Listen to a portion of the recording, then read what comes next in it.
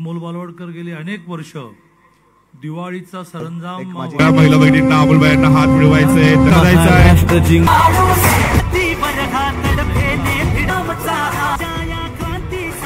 या ठिकाणी सन्माननीय नामदार खाली बसून फोटोग्राफी करावी विनंती। उत्तम रौनकजी महादेव जग काय कारण आहे सर्वांकडे पुढे यायचं आहे। लग्नाच्या वरात माझे मार्गदर्शक लावतो, मी त्याला दरवेळेला तेच वाक्य म्हणतो मागे। आणि खऱ्या अर्थानं आपल्यासाठी हा संघ सेवा संघाची स्थापना आज झालेली आहे। दक्षिणेमध्ये दर 25 वर्षांनी दक्षिणेतल्या त्याच जोडप्याने पुन्हा लग्न करायचं हे तुम्हाला माहिती आहे का? तुम्हाला करायचं का?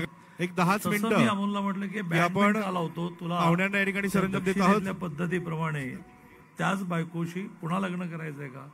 तर इथं तोही कार्यक्रम आटपून घेऊया का? आज वसुबारस आहे की नाही? त्यामुळे इतकाच मोठा कार्यक्रम तो दरवर्षी करतो, इतक्यात उत्साहात कार्यक्रम करतो, कुठेही गडबड नाही, गोंधळ नाही। तर सुरुवातीला मी त्याचं मनापासून अभिनंदन करतो। आता अमोल बालवडकरने मागणी केली की मराठवाड्यातले लोक इथे येतात, त्यांना रेशन मिळत नाहीत, या विषयात तर मी लक्ष घालतो। पण सगळ्यात महत्त्वाचं म्हणजे शहराची महानगरपालिकेची शहरी गरीब नावाची योजना आहे, ज्यात 1 लाख रुपये आजारपणात मिळतात। तर ते तुमचं रेशन कार्ड इथलं नाही म्हणून तुम्ही मराठवाड्यात म्हणून मिळत नाही ना, तर मी उद्याच्या उद्या महानगरपालिकेच्या कमिशनरशी बोलतो आणि मतदार यादीमध्ये आपलं नाव आहे एवढं पुरेसं आहे। मतदार यादीमध्ये नाव असणाऱ्या प्रत्येक मराठवाड्याच्या नागरिकाला पुणे महानगरपालिकेची शहरी गरीब नावाची जी आरोग्य सेवा आहे ती मिळेल असा मी शब्द देतो। उद्याच्या उद्या मी महानगरपालिका कमिशनरला अमोल बालवडकरांनी खास मराठवाड्यासाठी या कार्यक्रमाचं आयोजन केलं आहे आणि त्याचं प्रामुख्यानं कारण आहे की मराठवाड्यामध्ये अतिवृष्टी झाली, शेतकऱ्याचं मोठ्या प्रमाणात नुकसान झालं, शेती खरडून गेली। परंतु त्या कुटुंबाचे कुटुंबातले काही सदस्य हे या ठिकाणी राहतात, अमोल बालवडकरांच्या वार्डामध्ये राहतात आणि त्यांचं सुद्धा मोठ्या प्रमाणात नुकसान झालं असल्यामुळं आज हा कार्यक्रम मुद्दाम मराठवाड्यासाठी ठेवण्यात आलेला आहे। आणि केवळ याच वर्षी नाही तर गेली 10 वर्ष अमोल बालवडकर या ठिकाणी अशा प्रकारचे कार्यक्रम करतात। खरं तर मधला काळ जो होता 5 वर्षाचा, कुठल्याही प्रकारच्या निवडणुका नव्हत्या, अशाही परिस्थितीत कोविड असताना सुद्धा त्या काळामध्ये अमोलने अशा प्रकारचे कार्यक्रम ठेवले। आणि केवळ दिवाळीचं सरंजाम नाही तर कोविडच्या काळामध्ये मराठवाड्यातली जी काही मंडळी या ठिकाणी आलेली आहे वेगवेगळ्या कारणानं, कोणी शिक्षणासाठी, कोणी काम करण्यासाठी, कोणी व्यापारासाठी, कोणी उद्योगासाठी, त्या काळात आम्हाला जेव्हा जेव्हा फोन यायचे मराठवाड्यातल्या मंडळीचे की आम्ही पुण्यात आहेत, रस्ते बंद आहेत, या ठिकाणी आमची कुठल्याही प्रकारची व्यवस्था नाही का, जर कोणी ओळखीचा असेल तर तुम्ही आम्हाला मदत करायचं सांगा। त्या काळामध्ये आम्ही अमोलला फोन करायचो आणि सांगायचो की मराठवाड्यातली मंडळी आहे ती जाऊ शकत नाही, कुठून मदत मिळू शकत नाही, मग ती वैद्यकीय मदत असू द्या किंवा राहण्यासाठी खाण्यासाठी ज्या काही वस्तूची गरज होती ती गरज अमोलने त्या काळात पुरवली।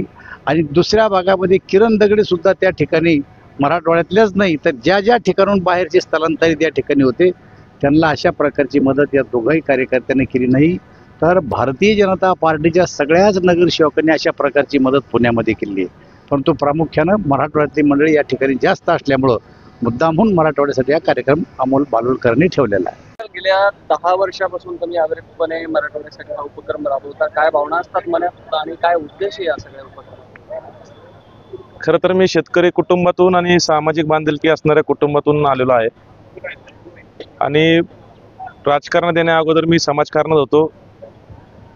तेव्हापासून ही आवड लागली आणि सुरुवातीला जेव्हा मी हा कार्यक्रम घेतला त्याची सुरुवात जवळपास 3000 कुटुंबांपासून झाली। तेव्हापासून जे नागरिकांचं प्रेम आणि आशीर्वाद भेटून जे आपल्याला समाधान भेटतं, खरं तर त्याच्याशिवाय दुसरं पुण्य नाही मला असं वाटतं आणि ही आपली जबाबदारी आहे। आणि हे काय मी करतो म्हणजे काय मोठं करतो असं मला कधीच वाटत नाही, कारण मला असं काय वाटतं की बाबा देवाने आपल्याला निवडले आणि हे काम आपल्या माध्यमातून व्हायला पाहिजे। हे आता 10 वर्षामध्ये यातले बरेच नागरिकांना मी चेहऱ्याने ओळखतो, अनेक लोक माझ्या कार्यालयात येतात, माझ्याकडे किंवा फोन करतात, एक वेगळं नातं निर्माण झालेलं आहे। आणि केवळ दिवाळीच नाही तर त्यांच्या कुठल्याही अडीअडचणीला मी कायम त्या ठिकाणी उभं राहण्याचा प्रयत्न करतो। म्हणूनच मी मगाशी काही वैद्यकीय मागण्या केल्या की खरं तर या पुणे शहरामध्ये जरी ते नागरिक ग्रामीण भागात न आले तर त्यांची ही दिवाळी तर आपल्या माध्यमातून होती, पण त्याच्यापेक्षा त्यांच्या दैनंदिन अडचणी ज्या आहेत त्या खूप मोठ्या आहेत. त्याच्यामध्ये वैद्यकीय अडचण असेल आणि शिक्षणाची अडचण असेल. आपल्याला सर्वांना माहिती आहे की या सर्व गोष्टी खूप महाग आहेत आणि या कष्टकरी वर्गाला अशी काही अचानक अडचण आली तर त्यांना काहीच समजत नाही. त्यामुळे मला असं वाटतं की राज्य सरकारने असेल किंवा पुणे महानगरपालिकेने असेल, ज्यांच्या हातावरती हे पुणे शहर खऱ्या अर्थाने उभारते, ज्यांच्या कष्टाने हे शहर आज वाढत आहे, तर त्यांचा सुद्धा विचार कुठेतरी एक सामाजिक भावना म्हणून करावा.